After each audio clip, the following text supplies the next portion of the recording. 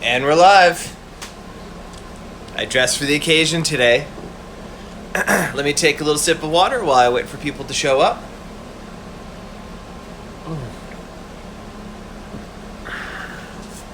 And let me take a sip of coffee too, because boy do I need it today. Alright, just steamed up my glasses. So now that we got that out of the way, hi, and welcome to Geek Speaks Greek. I am your geek, George O'Connor, clearly speaking English. The Greek in reference is to Greek mythology. Every episode of Geek Speaks Greek, I speak about a different character or group of characters from Greek mythology, be they goddesses, gods, heroes, monsters, or today, we're actually finally getting to something that I've been looking forward to for a very long time. Something that behind the scenes in Geek Speaks Greek land, you don't know this, I've bumped them so many times, and they're some of my favorites. You can see I've got the horns, I got the shirt, which I'm definitely gonna have to explain why I'm wearing this shirt with the picture of me on it. Today in Geek Speaks Greek, we're gonna talk about satyrs. So, sorry, my crazy cats are going bad in the background. Didn't get a chance today to grab my my iPad has been acting up a little bit, so I'm not going to be able to show my artwork today. I apologize for that. Not my artwork, your artwork. One of the things about people, my fans, I have some of the best fans in the world, and every episode they send me this amazing art they did. And we got some really great pictures in today, but my iPad was acting weird, so I had to go leave it plugged in. There's something all of a sudden it doesn't recognize the thing that charges it. I don't know. I'm going to have to get it fixed, I guess. So I'm apologizing now. Today we're not going to have any of the art stuff there, so sorry. To make up for it, this is going to be a very heavy drawing episode. I'm going to be doing a lot more artwork than I normally do. Normally I do a lot of talking at you, maybe draw 1 or 2 pictures. Today I'm going to probably draw like 6 or 7 at least. So if you like to watch me draw, even though I tend to draw very fast and not the best pictures in the world on Geek Speaks Greek, this is your episode. So before we get too into it, oh, probably shouldn't put my foot there because I'm rocking the whole picture. I want to explain this shirt. It says, because it's backwards, I'll read it. It says, Satyrs are real. It's clearly a picture of me. So yeah, I'm that guy who's wearing a shirt with a picture of himself on it, and I already got the horns on. I mean, let's see if I can make the same face. Right? Now, why would I have a t-shirt like this? So, a couple of years ago, one of the real sort of awesome perks about my job is that I get to travel around the world and talk about Greek mythology and talk about my books. And I was actually a guest in, when I drew this shirt, I was a guest in Shanghai in China, which was pretty awesome. That was one of the furthest places I've ever gone afield for there. And the students there started calling me a satyr. Some of them, not all of them. Particularly the student ambassadors. They were older kids whose job was to show me around and just kind of instruct me on things. Because, I was in a new culture. I didn't know what was going on there. And I don't know if it's because they saw, because a lot of times if you've ever seen me do a live appearance, a lot of times I'll wear these horns. Heck, back in the day when we could all go out, sometimes I would just go out wearing horns. It just makes me feel like I'm ready to party. It was a thing I did just to feel good. These horns get a lot of action out of me. But they all started calling me a satyr, and they thought it was really funny. And so one of the last days I was there for like 3 weeks, I think. So the student ambassadors asked if I could draw this picture. They'd make a t-shirt of it. And if you look on the back, they all signed it. So this is a t-shirt. I mean, honestly, I don't know if... Can you see the signatures? This is a t-shirt that I really never wear for various reasons. One, I can't tell if they actually signed that themselves. I don't want to put it through the wash and lose all those signatures because it's nice to have something to remember them by. 2, it's clearly a drawing of me. I don't want to be that guy who goes out in public. So this shirt has never been washed, but that's okay because as of right now, I'm wearing this for about maybe 15 minutes. I'm just running inside changing it. That's probably the longest time I've ever worn this shirt. And although I will sweat a lot in the course of this, we'll see how bad the shirt is at the end. So that's enough of a preamble. That's normally what I'd be saying, showing off all the great artwork. Didn't get to show that today, so for whatever reasons, I'm sorry. Let's talk about satyrs. Like I said up front, some of my favorite groups of mythological creatures, and I've always just kind of bumped them off. And something I learned today, which I was kind of surprised to realize, I really haven't even drawn that many very clear pictures of them in Olympians. They're poking around in a lot of little scenes, but they're never in the forefront. They're never really, except for the one instance being the story of Marsias. We'll get to that later. So this actually made me realize, as I'm drawing the final Olympians book, Dionysus, I'm going to have to go and kind of redraw some panels just to get some good up-close pictures of satyrs for no good reason. So, as I normally do, I'm going to talk about the history of satyrs. Satyrs, Homer doesn't seem to mention them at all, at least not that I could find. We do find a mention in Hesiod, and if you're a normal watcher of Geek Speaks Greek, you know I say Hesiod above all, right? But even in Hesiod, it's not in the Theogony, it's not in like his famous work that kind of explains the origins. There's like a fragment that another author recorded, and it kind of mentions just some little stuff that maybe the satyrs are the sons, or I guess, I don't think there are lady satyrs actually. They're the sons of some guys, well, yeah, some guys and gals called the Hekateros. Now, that name might sound vaguely familiar because it's close to Hecatoncheires. Hekateros are the son, or the Hecaterides, I should say, are the son of Hekateros. And the Hecaterides, they were also known as the dactyls. That's another word that probably sounds really familiar. Like pterodactyl, you know, like the dinosaur. Well, it's not a dinosaur, it's a winged reptile. Pterodactyl literally means wing fingers. So ptero means wing, dactyl means finger. The dactyls, or the dactylides, there were 10 of them. They were the sons of this guy Hekateros. Let's start with Hekateros. Hekateros was a god he was like a semi-god maybe, of rustic dance, which I'm not really sure that means. It means like he would do like, you know, a jig or something. He has a bunch of kids. He has 10 kids. And the reason they're called the dactylos is there's 10 of them. 5 boys, 5 girls. The 5 of them kind of come together, and then they have kids, which is kind of icky if you think about it, so let's not think about it too much. And according to this little fragment by Hesiod, that's where the satyrs come from. Now, there's other sources too. Also, it's not just where satyrs come from, that's where the dryads come from, because I remember we mentioned that in an episode. Dryads, in case you don't remember, are like nymphs related to trees, specifically oak trees. It's also where the kurites come from. The kurites were the nymphs who bang on the shield so baby Zeus couldn't be heard crying by Kronos. Going into some deep mythology bits here, but if you've been watching along, this is all stuff you know. And let's see what else. Where was it going to go? Oh, some versions, the satyrs are believed to be the children of Hermes, which makes a lot of sense because one of Hermes' most famous children is Pan. Actually, I'm going to draw my first picture. I'm going to draw Pan. Pan is actually not a satyr, though there are versions where not only sometimes he's considered the father of the satyrs too. So sometimes Hermes is the father of the satyrs, sometimes Pan is the father of the satyrs. It all kind of makes sense that they would be, you know, I mean, if that's the family tree, I guess Hermes is the grandfather of the satyrs. So this is the way I've drawn Pan. There's his eyes. I tend to make Pan a pretty good looking guy, because he is part god. That's less so the case of the satyrs, as you'll see. He's got like this kind of similar facial features to his dad, Hermes. Now, one of the things that really distinguishes him, I give him the big curly ram horns. Kind of similar to what I'm wearing right now. In fact, remarkably similar. But if you actually look at the way I draw the individual satyrs, like the garden variety satyrs, I don't draw them with that sort of horns. It's a little thing that, like, that's not necessarily something that was accurately reflected in myth. It's the way I do it. The way it is to make this distinction. To show that there's... Pan has some outward resemblances to them, but he's very different. So he's got the top half of a god.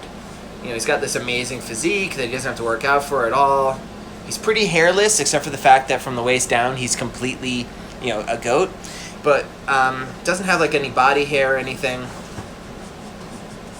Let's give him his pan pipe, his pan flute.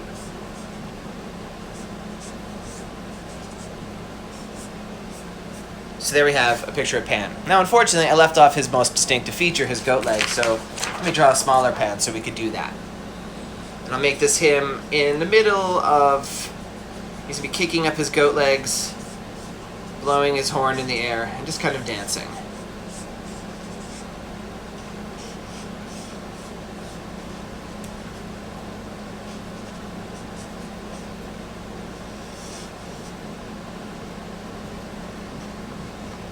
Kind of looks like he's almost drinking, which would also make sense for Pan. In drinking, it is funny I mention this, because where you most often will see the satyrs represented in art, not just as companions of Pan, where you do see them a bit. You occasionally see them as companions of Hermes, sometimes as companions of Hephaestus, but the real spot they appear the most is as companions of Dionysus. And that's why the book I'm working on now, for those of you who don't know, is Dionysus. It's the Last Olympians book, and there's a lot of satyrs in it. And, ooh, I just threw myself a note. I have to, for something I want us to remember. I didn't do a good job writing notes today, so I'm just remembering stuff that I'm going to be talking about as I go along. So there's a picture of Pan. It's pretty close to what we think of as the traditional satyr. But what we think of the traditional satyr is actually really not the traditional satyr. If you look at some of the oldest sources of Greek art for what a satyr looks like, they are described as being bestial in appearance. Half man, sometimes half goat, sometimes half horse. And in fact, I'm not going to draw this 100% accurately. This is going to be kind of my interpretation of it. Honestly, because to draw this absolutely honestly, I wouldn't be able to really show this on Instagram. They're depicted a little dirty. But the earlier depictions you see of these guys, no goat legs yet. They just have like kind of human feet.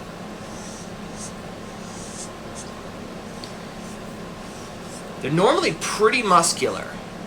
Again, to reflect that bestial nature. And they'll have a tail. And the tail doesn't really look like a donkey's tail as much as it kind of looks like a horse's tail. I feel like early on, the earlier depictions that you will see of satyrs, they're much more horse-like or equine than they are the donkey type, or I guess asinine. I never put that together. So, and you'll see them, they're always like, clapping or dancing or playing flutes. They got these big, sometimes they have bellies, sometimes they don't. Here's the thing. I'm not going to draw that part, but that's normally very spotlighted. They're described as being very kind of wild in every way. They're big partiers. They're famous for chasing around after nymphs and Maenads. It's not a good look, especially in today's society. But that's a typical thing. You'll see like they're kind of like drawn like fully excited, for lack of a better term. Now their heads, they'll have like the long ears. I didn't really leave myself a bit of a space here. And a lot of times they'll have like kind of male pattern baldness. With like the ears, I don't know if you can see them, they're going off there. And they have pug noses. Like when your nose sticks up like a pig? They almost always have that. And sometimes they'll have like full beards. So there's kind of like a traditional satyr, right? Sometimes you'll see them drawn with like different amounts of body hair on there. But that's like the version. That's not the satyr I like. I mean, that's interesting, I guess. It's certainly interesting to know that that's where they come from. And you'll see, like, the stories of them, they're kind of, satyrs are often depicted in stories as kind of, like, robust physical specimens, and it really makes sense for this. And they kind of are wild, and they run around, and like I said, they're best known for chasing around after nymphs and Maenads and all stuff like that, and they're just generally kind of bad. They're, not somebody you want to have hanging around society. Now, the more traditional form of satyr is also known as a panis. Now, that's not too hard to see where that comes from. It's derived from Pan. So maybe this goes to the idea that maybe they are the children of Pan. I mean, who knows? Some of the gods. Look at Zeus. How many kids does he have? And some of his kids are gods, but then, we get down to they're just demigods and stuff. So maybe Pan, same thing. Pan himself is a god. But maybe like his kids just got washed out, because satyrs are not immortal. They're not all powerful. I've seen them described as rustic spirits, but I've also seen them described as like a weird tribe. We'll get into the roots of where they come from. So there may be something akin to nymphs, where nymphs are more than human, but they're definitely not immortal. Like nymphs live longer, and they have certain abilities that tie in with the plants and such they're associated with, or the bodies of water or whatever, but they're definitely not on a god level. And so maybe satyrs fall somewhere in that category too, because we definitely know satyrs can die. We're going to talk about that. Now the version of satyr that's more classic version, this does come about a little bit later. Honestly, one of the reasons I think that this version of satyr lasts as long as it does is because sculpturally, it's a lot more stable. You will see it became a very popular decorative element in the ancient world to have satyrs, like in your garden. You would like sculpt a garden like satyr, or like just another things. Somebody on human feet as a statue is going to last a lot longer than something on goat feet. Now, I'm going to draw just a typical satyr the way I draw them. This is not a pan. This is just a dude. Well, just a satyr dude. So they don't have the godly physique. They look pretty good. They run around all day in the woods. They drink maybe too much, so they got a little bit of a dad bod thing going on. Bottom half is a goat. And something about goat legs. If you've ever seen goats, when I just went on my vacation recently, I actually went to a farm and hung out with goats. Goats are always kicking up their heels and dancing around. They almost never just like kind of walk. So that's the way I draw the satyrs too. They have these little tiny goat feet. Little tiny goat tails, not like the big long horse tails we see of the earlier satyrs. And then I give them pointy ears on the side, kind of like the way an elf might be depicted. Sometimes they have like little goatees. Sometimes they don't. Sometimes, I don't know if I've actually given them a full beard. That might be something I say for a different type of character, which I'll get to in a second. Kind of like long features for the most part. And then their horns. I don't give them the curling ram horns. I figure that's a pan-specific thing. That's what he wears. He's like the king of the satyrs. He gets the coolest horns. I tend to draw the satyrs just with these kind of weird protuberances from the top of their head. And then their hair could be all different types. Often curly, whatever color. So that's my satyr, right? Told you I was doing a lot of drawings today, because I'm going to do another. Now there's another type of character, and if I recall correctly, somebody just asked about this on the recent Q&A. They said there's this kind of weird guy that you draw in the background of scenes with Dionysus a lot. He's this kind of old guy, and he's pretty chubby, and he's got these long ears. Now that guy is Salinas. And he wasn't just a singular, although he is. We're going to talk about him coming up. But there's a type of satyr that is associated with him that is called, well, it's either called the Salinas, which sounds a lot like Salinas, or if you go with the original Greek way of pluralizing it, silenoi. And they have the full-on donkey ears. So big, long ears. This is a silenoi. I'm going to draw Salinas himself a little bit different. Normally bald, pug nose, normally a beard, and they're older. You never see a young Salinas, or silenoi. I'm going to say Salinas, all right? There's the beard, and they're pretty chubby. In fact, in art, you will most often see them riding around on the back of a donkey. That's one of the reasons why you see them lumped in sometimes with Hephaestus, because when Hephaestus ascended to Olympus, he was brought up to Olympus on a donkey by Dionysus. So I guess Dionysus always just traveled with a few donkeys. So give him kind of like these beefy, short arms. Now, I've heard it said that the name Salinas and the silenois in general, that name means to pass through, that it's a reference to their role in the making of wine, because they are definitely attendants of Dionysus. Now, here's the thing. I've drawn them both ways. I wasn't consistent about this. A lot of times in ancient art, you will see the silenoi with human feet. But when I draw Salinas himself, I give him the goat, not the goat legs, I actually give him donkey legs. So this guy is just going to be a generic one. So he's going to have human feet. He's dancing. Let's give him a little fig leaf or something there. And this is another thing you'll see in the art. They're covered with, like, if I was doing this properly, like this was a vase painting, the hair is white and curly. Like their entire body, except for really weirdly their feet. And like it's a pretty abrupt cutoff line. And their hands too. It's almost like they're wearing like fur clothing. Like they'll be covered in this white downy fur. And you'll see them, they're always in the troops too. So maybe, I'm just throwing out an idea here. This is not something that's actually something that's codified in mythology. Maybe the overarching idea of satyrs, right?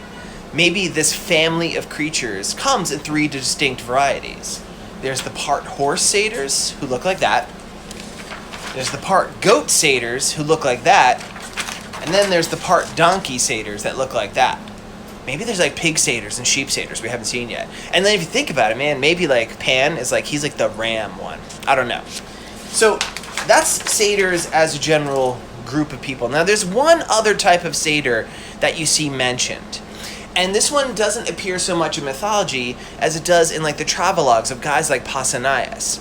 Now I mention him a lot because even though he was not a mythographer, he actually is, in that he would travel all around the ancient world and record the different traditions of, like, you know, of history. He would describe temples that have been lost to us, and statues, and entire cities and towns. It's amazing. If you read his stuff, it's like this guide through this ancient world that just disappeared, and a lot of the stuff we wouldn't know about at all.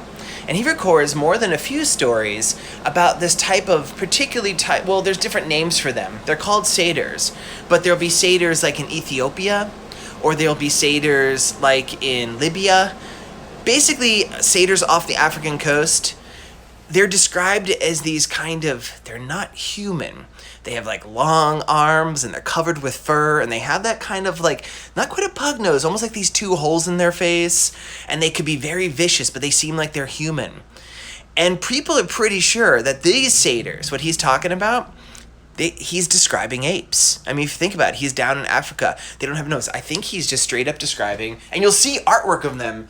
They kind of look, I mean, this is going to be hard because I'm going to draw a chimpanzee, but I'm going to try drawing a chimpanzee like how I remember it being seen here.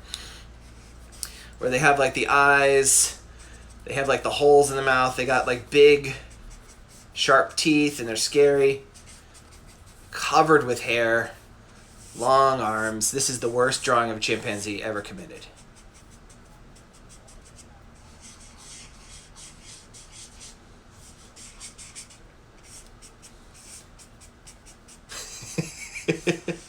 See, it's fun to be an artist because you can just do stuff like this for fun. So that's another type of satyr. You know what? Let's give him some ears. And that satyr, I mean, I'm just going to call it is straight up a chimpanzee. Think about it. If you didn't know what chimpanzees were, and you're going there and like you see these crazy hairy creatures hooting and hollering, and they look pretty close to human, but they're definitely not human, you might think they're satyrs. So that seems to be the case there. So that's the fourth type of satyr. Now, the mythology of satyrs, I kind of talked a little bit about, where they kind of came from. And even there's not a lot of agreement. And I'm going to leave it up to you to decide. Did they come from that guy Hekateros and his kids, the dactyls? Are they the sons of Hermes? Are they the sons of Pan? I even found versions where they're the sons of Dionysus, which seems to be just mean because they're like, satyrs are ugly and Dionysus is ugly. And some people, and this also makes a lot of sense to me, say they're just born from Gaia herself. Personally, this is a mystery I like to keep. Much the same way, there doesn't seem to be an enormous consensus on where humans come from in the Greek cosmogony. There's the version where, Prometheus makes them and stuff, but that seems more of a fable than something they actually believed. I kind of like the idea that satyrs just kind of came up. Oh my god. Yeah, he writes Simpson. It does. It looks like Mo, doesn't it? Like, I'm going to draw Mo really quick. He's got the nose.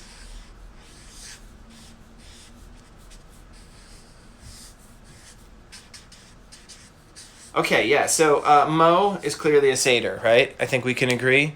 I'm pretty proud of them. I've never drawn Mo before. That was just like... They used to call me Kid Gorgeous. Then it became Kid Ugly, and then... No, Kid Presentable, then finally Kid Ugly, then finally Mo. That's a deep Simpsons reference, if anybody knows it. I guess what I want to talk about now... Talked about the different types of satyrs. Drew pictures of the different types of satyrs. I'm going to talk about a few of the more famous named satyrs.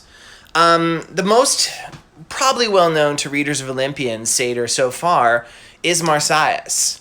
Marsias, well, he is a type of satyr which we would call, it's like satyroi or satyros, which means a flute-playing satyr. Kind of weird to give them their own distinction, but hey, I think that was more of an artistic term because they would show them playing flutes. Now, as the story goes, Marsias is a satyr who is in the retinue, part of the followers of Dionysus. And he defines the aulos, which was discarded by Athena. The aulos is a type of double flute. It's got one horn out like this. There's probably a term for it that's not a horn. And one horn out like this. Athena had made this to kind of like just show she could, and then she showed it off to her brothers Hermes and Apollo, and they laughed at her because when she blew on it, it was like, and her cheeks puffed out, and they thought she looked really funny because she's Athena. She's like crazy serious all the time, and they laughed at her, and she got so mad she threw it, and it landed in a bush. And just as it would happen, Marsias and Dionysus and all those other guys came by shortly thereafter. And Marsias was, he's a musically talented dude, and he's a curious guy. He sees this Amphilos. Now, here's my distinctions for him. He's got the kind of generic satyr face. Gave him a little bit of a pencil-thin mustache, and he's got like a little Van Dyke. He's like kind of pretty good-looking, actually, if you're into that sort of thing for a satyr. Better physique than usual. I give him like some real like starring moments, right? And I should mention, I drew him as goat-legged. Because there's his leg. Though he's not always depicted as goat-legged. There's a very famous statue of Marsias in the Capitoline Museum that is carved out of this kind of really weird rose color quartz. I'll get to that why in a second. So Marsias plays the Ulos. Everybody loves it. The music is crazy. They are, if he is descended from the god of rustic dance, that makes a lot of sense. Everybody's dancing, having a great time. And it goes to Marsias' head. And Marsias is like, I'm the best musician ever lived. I'm even better than Apollo. Which is like, man, bad luck, dude. Because Apollo happens to be right nearby, because that's why Athena threw that. And Apollo hears his name, and he's like, we know Apollo, a lot of good traits, a little bit insecure, and also a little bit vengeful. He pops up, and he's like, heard you say you're the best musician, let's have a contest.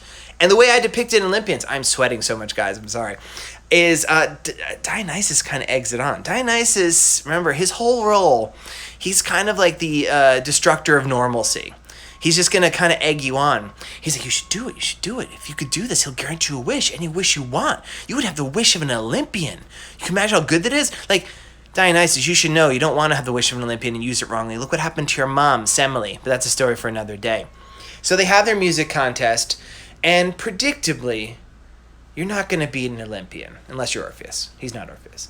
And so Apollo wins. And he wins so resoundingly that even Marsias knows. And he's like, I'm sorry, you won. You're the better musician. I'm sorry I said that. I would have gotten a wish from you. What do you want from me since you won? And Apollo is like, pulls out a knife. He's like, I want to cut your skin off. It's a terrible story. And that statue I was mentioning at the Capitoline Museum in Rome, it's made of like this weird ruby quartz because it looks like he's been skinned already. It's like this, he's bound up like this. He has human feet. That's why I mentioned it in the first place. But the statue being carved of this red, it looks like he's been flayed. It's a gross story. You can read that in Apollo if you want to see my version of the story. I don't show anything gross, luckily. It's just I play it for jokes, which is kind of weird. So that's the story of Marsias. He has kind of a bad end. There's another guy who's going to be playing a very big part in Dionysus, but you all haven't really seen him yet. So this is going to be my first time I am drawing a picture of him. Well, no, it's not. I've drawn him a bunch. But this is the first time you will be seeing a picture of Amphilos. Amphilos was one of the satyrs that was in the troupe that raised Dionysus. Don't want to give away too much of the story. Dionysus has a lot of different childhood stories, and they kind of don't all... You might be like, I thought he was raised as a girl.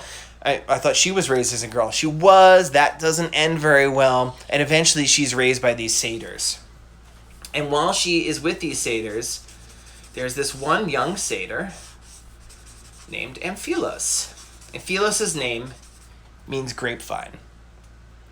Amphilos is the first love of Dionysus. And kind of, I don't want to reveal too much, has a tragic end. Becomes a bit of a motivator for a lot of what Dionysus does in the book. And you can see his name being Grapevine. So here's the design for Amphilos. I made him young. He's actually younger than Dionysus. He's actually, when he was he was like a little like baby goat little guy when Dionysus comes to stay with them. Also pretty good looking. Gave him a little bit of freckles. He has kind of like this like mess of brownish, reddish hair. He's got the typical generic satyr horns. I also made him a satyr with the goat half, like that version. He's a panis. And kind of a thin but well-defined body, and he has freckles on his shoulders. And he's really rambunctious and really fun, and he's just kind of a cool character for Dionysus to play off in that part. But because he knows an Olympian, and this is a Greek mythology story, it ends sadly for Amphilos. Not as sad as it could for some. And in some versions of the story, this is actually what inspires Dionysus to start making wine. Like, he is reminded of grapevines or some way. I didn't go for that sort of version because the designs I had to come up with him to remind him grapevine meant his hair was all weird and curly like a grapevine. And I already had that with Dionysus. I wanted him to look different. He wanted to be his own character. So here's Amphilos. He is a pretty well-known satyr. Here's a dude that we've actually already mentioned a few times, Salinas. Now, the troupe of satyrs that takes in young Dionysus, he is the leader. And he looks very much like that silenoi I mentioned, or the Selene I mentioned up front, where he's just like this old guy, big goat ears. He loves to drink. So let's give him he's got like a skin of wine. He's a big guy. A little bit of hair on his shoulders. He's not as furry as those other guys, so they're completely covered with white hair. Belly button. And little goat legs that are really kind of funny to draw. Like, I make him, he's very short. Can you see okay? This looks like he's more of a rabbit than a donkey. But he's like the leader. And it's really interesting, so he is very much a god who's embodiment of drinking wine. But there wouldn't be wine before there's Dionysus. So when we first meet him in the story, he's kind of, he's got his stuff together a little bit more. He's a little bit thinner. He isn't as much of a wild card as he eventually becomes later. Like a satyr Santa. Yeah, he totally is like a satyr Santa. And Hermes, after the previous ways to raise baby Dionysus go horribly awry, he realizes he needs to go to the last place where anyone who's thinking clearly would ever want to take a kid to be raised. And he's like, I know the place. There's this crazy satyr and a bunch of satyrs who live on the side of this mountain. In Mount Nysa. I'm going to take them there, and then we're going to raise this kid, and nobody's going to know. And he brings it to Salinas, who's like all these crazy goat people around, and he's like this crazy donkey person. And that's where he raises him. But then, when Dionysus gets a bit older, he invents wine, and that kind of becomes the downfall for Salinas. And he's just like, woohoo! He becomes drunk, straight up drunk. And he figures into some other myths, including some myths that you maybe, even if you know nothing about mythology, you're going to know this story. You know King Midas, right? So the version of King Midas, the most well-known version of the story, he is a king of Phrygia, and he one day, some of his soldiers find this dude passed out. He just drank too much wine. He's like, blah, or asleep, maybe because he's up all night chasing around after nymphs. Who knows? Dude is not well. They take him in, and King Midas is a very kindly god. Not god, king. A lot of these old stories, especially where Dionysus or his followers are concerned, you'll see like people try to kill him and stuff. Midas just takes care of this guy. And eventually Dionysus notices that his like oldest friend and mentor is missing. And he comes and he sees like this dude's been taken care of. He's like living high on the he's like, having a banquet. There's all these different he's drinking a lot, like foods, hanging out, getting fanned by people, just having a great time. Like put out for is what I'm saying. Like this wasn't like just give him like they spent some money taking care of him. And Dionysus is like, thank you so much for taking care of this guy. I know he's quite a handful. And Midas is like, oh, it's okay. And Dionysus is like, anything you want, I could give it to you. And Midas is like, no, it's okay. Anything? And he's like, yeah, anything. And remember, Dionysus likes to cause trouble.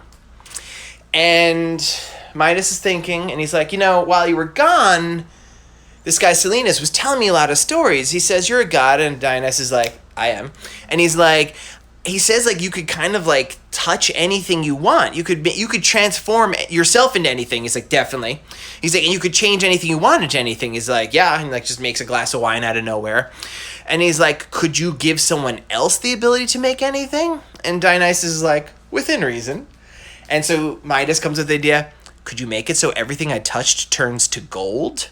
And Dionysus is like, yes, I can. Because, if you think about it for like a split second, That sounds great. Like, oh, look how wealthy I am. Gold, gold, gold, gold. Oh, I just touched my shirt. Now I'm trapped in gold. Or, oh my goodness, I touched my face. I don't think he turns into gold. Or like, somebody help me, I'm trapped in this golden shirt. And they come over to help you, and then they get turned to gold. And your cat comes up to you, pet, and your pet turns to gold. And you're like, oh, this is turning to be a really bad day. I need a drink of water. And the glass turns to gold, and the water touches your lip. And it turns to gold, and everything turns to gold. So, I'll tell the rest of that story on a King Midas episode. Although you will be seeing that story, we do go into that one in Dionysus, working on right now. There is one other. I did Amphilos, I did here. There's another satyr, and I don't really have a design for this guy. He's going to be more of the horse type. Have you ever heard of a satyr named Crotus? He only appears in one source I was able to find. And it's a fable by Hyginus. But why I'm mentioning this guy? Because whenever I come across a story that ties into the constellations, I always want to tell that one, right? Because it's really interesting. We've heard about Scorpio. We've heard about Capricorn. I don't know which one we've heard about. But whenever I do, Crotus is the symbol. He is the inspiration for Sagittarius. So Sagittarius is the archer. Crotus is, as you might imagine, an archer. He was actually a very skilled hunter. And not just that, he's as far as a satyr goes, this dude's a straight up, like, Renaissance person. Renaissance man, I guess? Renaissance satyr? None of those, I guess Renaissance satyr works best. So, he was this amazing hunter, an archer specifically, but he also is credited with inventing percussive music. So, like, he was also, like, a really good drummer.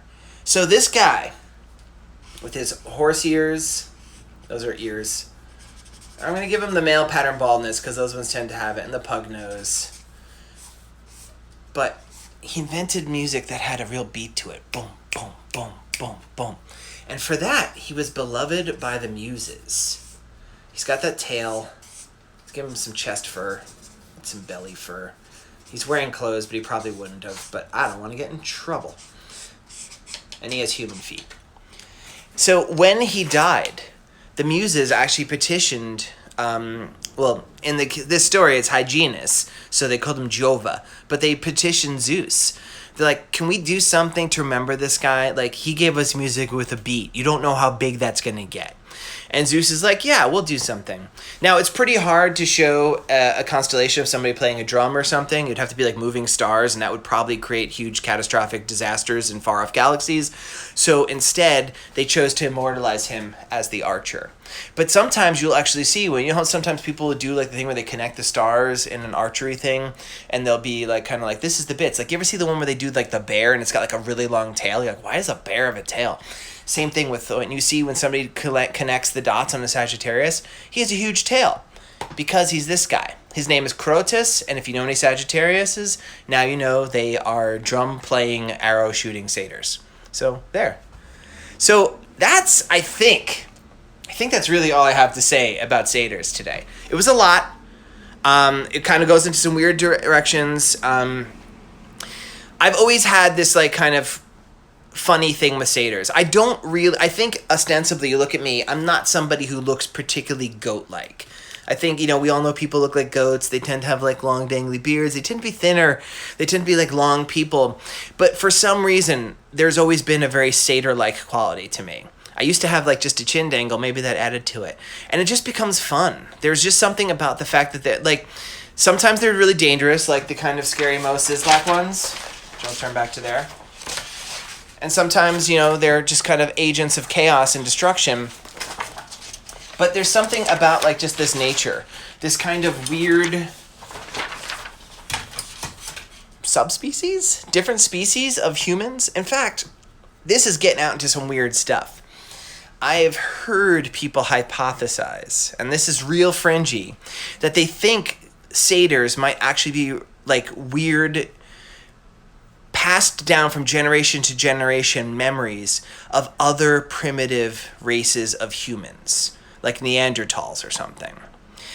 It's definitely fringe, but it's interesting. It's one of those things that people look how every culture, not every culture, but so many cultures have the story of the wild man. Like there's Echidnu in like Gilgamesh, and there's the satyrs and stuff like this in Greek mythology. You often find, or Bigfoot, you know, I mean, not that that's so ancient, but there's often this like kind of wild, hairy person. And people have hypothesized, especially if you look at like this version.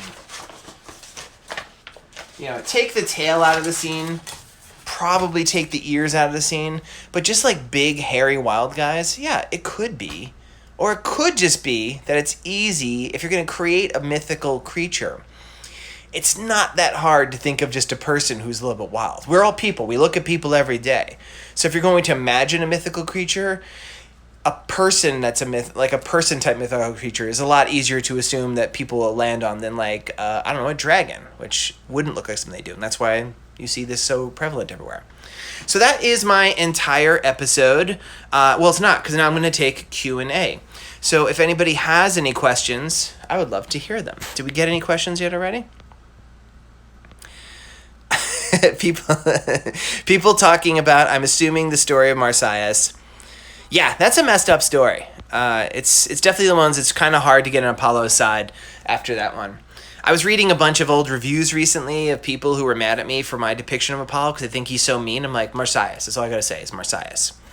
So I'll give it a few more questions to see if anybody has, a few more moments, see if anybody has any questions. If not, maybe we'll just make this a quicker episode. So, who is your favorite satyr? Asks Little Cereal. Well, we're not going to count Pan as a satyr because he would be my favorite. I feel like Amphilos is a really nice guy, and I appreciate his role as the first love of Dionysus. But I'm probably going to have to... And Marsias, I have the feels for Marsias because I just always feel bad for the person who gets like downtrodden and gets their skin cut off, and then their skin continues to live in a weird nightmarish way. I think I'm going to go with Salinas. I know he's kind of a different type. Let's turn to him. That's not him. That's a Saline. There we go. I don't know. He's funny. And if you look, play a game. Go through Olympians. There's I sneak a lot of these guys in. That's probably my favorite. And the fact that he finally gets to have a little, I wouldn't say a starring role, but he gets to take center stage for a few scenes, at least in Dionysus, has been really fun to draw him. T. Mackey writes, it was really Dionysus in that scene with Marsias who scared me more. Yeah, I get that. I mean, I just played him as sinister. That's the thing about Dionysus. He's kind of like, he represents drunkenness, both the joyous side of it and the dark side of it. He represents madness too. So there's a dangerous edge to him. Like, he's a guy, I almost feel like Dionysus fits into the Hermes trickster type, where he's like a trickster god, but Dionysus will always take it into a weird direction. Sometimes he's not. Sometimes he's fine. But like, he doesn't have the pullback urge. People in Dionysus stories get ripped to pieces sometimes. And in Hermes stories, he kind of like, if he plays jokes, worst he might do is turn you into a statue, you know? But Dionysus, you might get ripped to shreds by he might put a spell on you so you think your kids are plants that are growing really fast and you cut them up with an axe. Like, he'll do some real messed up stuff. Dionysus has a dark side. Courtney Schaefer asks, who are my 3 favorite Olympians? Now that is super interesting, Courtney, because I have the first 2 ready to go right away. It's Hermes and Hera. Third. Alright. It might be... Okay.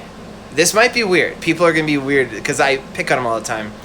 I've really grown to love Apollo because I understood why the way he acts. Apollo is very pompous. He's very kind of dangerous. He's got a super thin skin. But all those things are things that I think we can all relate to. And I like that he's got so much going for him. He's so brilliant and he's so smart in some ways. And he's like beautiful and he plays music and he's a healer. But he still like acts out in this crazy way. And I just he's a really fun character to write, I guess is what it comes down to. Like, I probably wouldn't want to hang out with Apollo in real life because I'd be afraid I'd upset him in some way. But like, Apollo, like, in a story, bouncing off of other characters, try it. I know a lot of you are really good at making up little comics about, like, short comics about the gods. Try putting Apollo with a character you don't normally think of and just see how he reacts.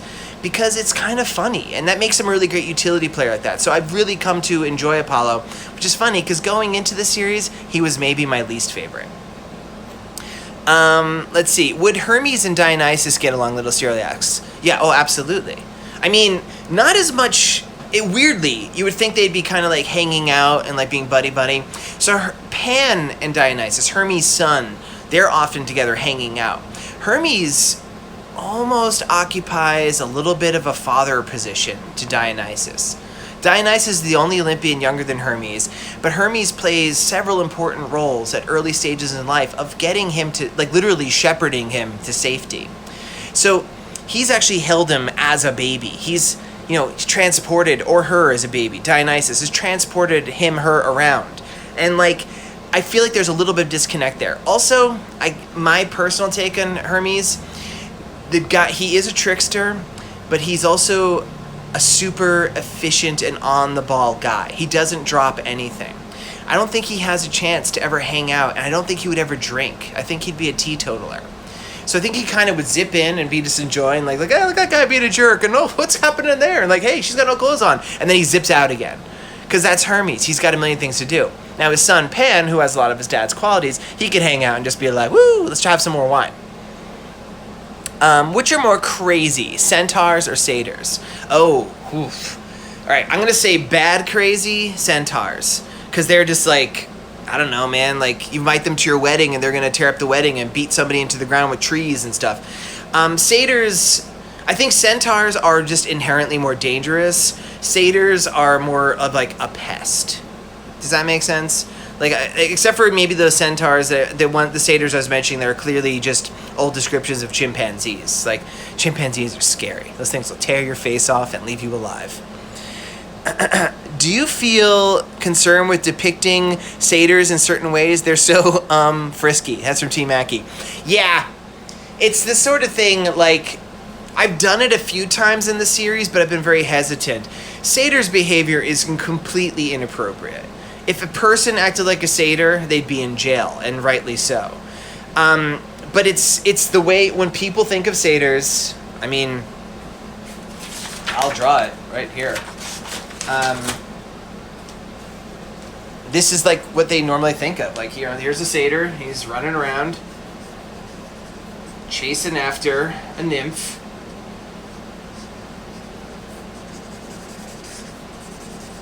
Let's draw his little goat feet in. And the nymph is always running away. She's like, ew, get away from me. Let's give her like a diaphanous robe.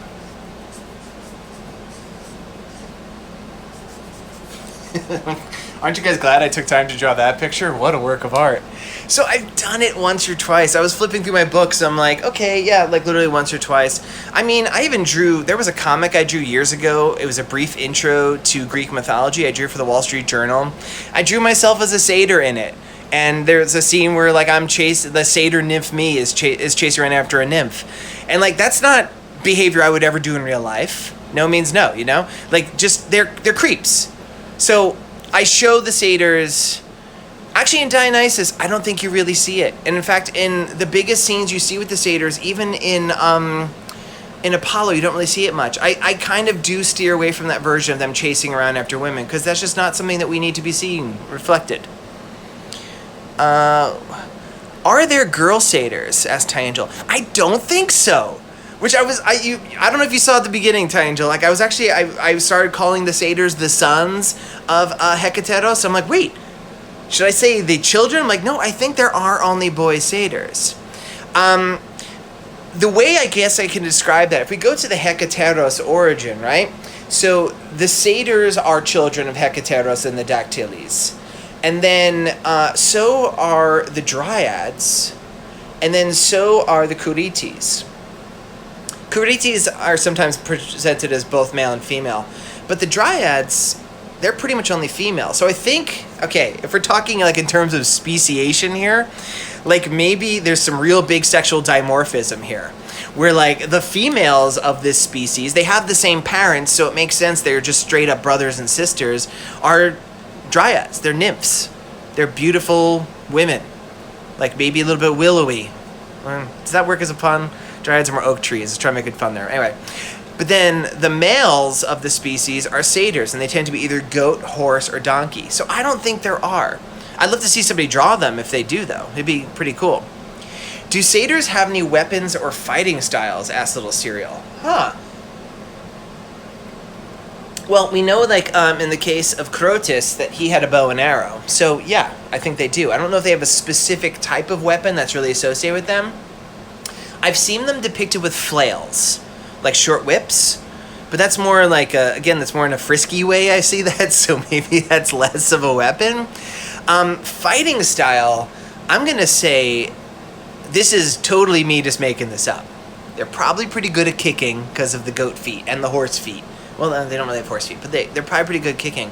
But the whole idea of the dactyls, which is their potential parent, the type of dancing, the rustic dance, was called Hekateros. He was the god of this. It was called the Hekateros, which was like a dance that had a lot of hand movements. So I bet you they probably had a style where they kind of would bounce back and forth on their goat legs or their human legs or their ass legs or whatever, but they would have their hand movements. I think it's probably a lot of direction with hands and stuff, and then they probably just fall on you and pummel you.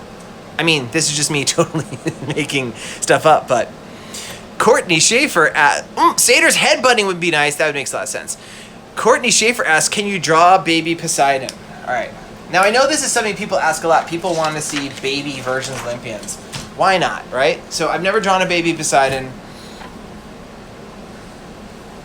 In fact, I saw that Yehi drew a picture of a baby Athena, and it was so great, I wouldn't ever want to even draw my own one now. She was just the biggest, fattest baby with the most nonplussed look I've ever seen. It was like she was being held up, and she's just like, brr, and big gray eyes.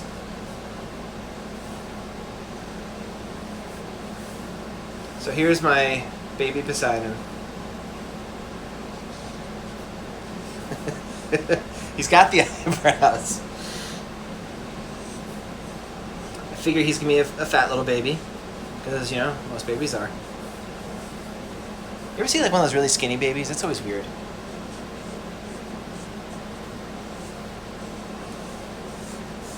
You know, I feel like I have drawn baby Poseidon, but like never in a close-up. You definitely see him very briefly. There's a scene where you see all the baby Olympians of the OG in Dionysus. You'll see him, but you don't see him very close.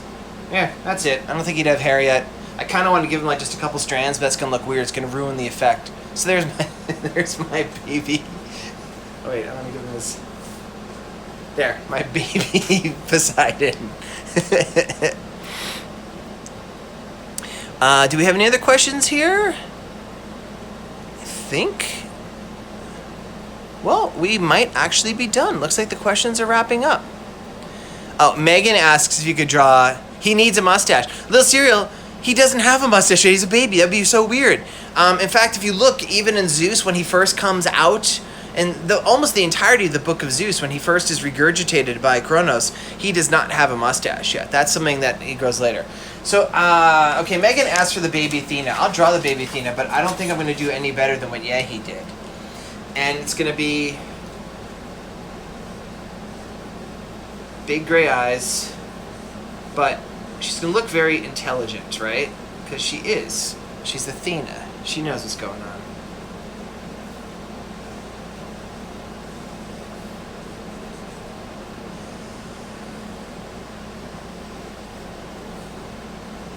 I don't think I'm going to draw her as fat as you did, Yehi. That was just so funny. I loved it. I feel like she would have a couple of curls. Oh, she looks like Superman now. Let's give her more hair.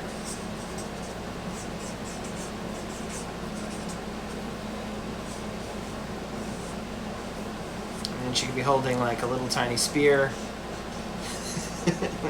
Who gave this baby a spear? She's going to poke her eye out. Give her a little shield. Your diaper. I don't know if there's much really to do there. Just, you know, here's the thing. You draw one baby, you draw an old baby. Babies all kind of look the same. They look like little mushy things. Oh yeah, there is difference. I guess the Poseidon has the eyebrows. I don't know if you people know who Yul Brynner was. He played the King of Siam and the King and I. He kind of looks like that as a full-grown man. What's all this baby stuff? Can you draw baby Hermes and Artemis together? I'll save that for the next time. I don't want this to turn into a weird baby drawing festival at the very end. Look how serious she is. Of course she's serious. She was born inside her dad's head after he ate her mom. What has she got to not be serious about? She got to go fight all these all his nightmares and his anxieties and his worries, and then she's being trained all the time and how to weave and how to do all this amazing stuff, but also to fight and to be super smart. She's got a lot of responsibilities, even though she's a little tiny baby. Look how big her arm is. My God, I just noticed that. I feel like I want to put a tattoo that says "Mom" on there. But of course, she barely remembers her mom, Midas. It's very sad. So I think what I'm going to do here, because we're just about to ready wrap up, I'm just going to wrap it up. So thank you, everybody who tuned in for this episode where I finally, after putting it off for so many times, talked about Satyrs. So today is what, Tuesday? Join me again Thursday where I'm going to do, I'm hoping, this is actually pretty exciting. So I maybe have mentioned this, I'm moving soon. So I've been going through all my old artwork and packing stuff up. I have been finding so much old crazy art related to Olympians. Stuff that's over 10 years old when I was just working on the sketches for this. All this amazing stuff that nobody's ever seen before. And so I think starting probably on Thursday, as long as I find a few key pieces I'm still looking for, I'm going to start doing some episodes where we kind of show how I made this series and share with you some art that's never been seen by really anybody. So that's if I find the stuff. I'm still looking for a few things. If not, that might wait till next week. But hopefully, join me here Thursday for that. But regardless, I'll be here talking. So I'll see you all on Thursday. Maybe on Thursday, I'll draw the baby Hermes and Artemis too. And thank you all for tuning in. I'll see you then. Bye-bye.